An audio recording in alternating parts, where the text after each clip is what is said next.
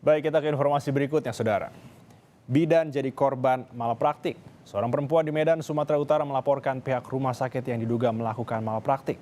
Korban yang sebelumnya mengalami keluhan di bagian kaki kiri justru dioperasi oleh pihak rumah sakit di bagian kaki kanan. Inilah kondisi terkini yang dialami Eva Rida Simamora. Ia hanya mampu duduk di kursi roda. Kedua kakinya belum dapat digunakan usai adanya dugaan malapraktik yang dilakukan pihak rumah sakit di Medan, Sumatera Utara. Awalnya Eva mengalami kecelakaan motor dan jatuh dari kamar mandi. Ia mengeluh sakit pada kaki kirinya. Saat dirujuk ke Rumah Sakit Murni Teguh Memorial Medan, semua pemeriksaan yang dilakukan seperti ronsen, MRI, dan CT scan hanya menyasar ke kaki kiri Eva yang mengalami keluhan. Namun betapa terkejut saat ia mengetahui sang dokter justru mengoperasi kaki kanannya. Dioperasi tanggal 23 November. Yang dioperasi bukan kaki kiri saya yang sakit. Yang dioperasi adalah kaki kanan saya yang sehat.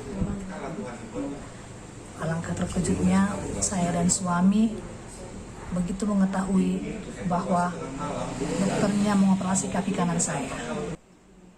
Tak menemui titik terang atas kasusnya, Eva pun melaporkan kejadian ini ke polisi. Ia ingin meminta keadilan atas kerugian yang dialami. Polisi pun akan segera memanggil dokter dan pihak rumah sakit untuk dimintai keterangan. Prosesnya terus berjalan, penyidik sudah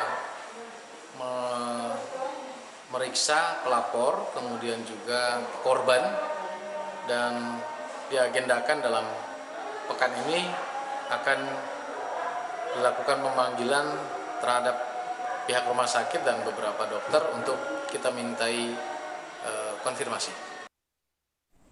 Jika ditemukan adanya pelanggaran, polisi akan segera meningkatkan kasus ini ke tahap penyidikan. Ferry Irawan, Kompas TV, Medan, Sumatera Utara.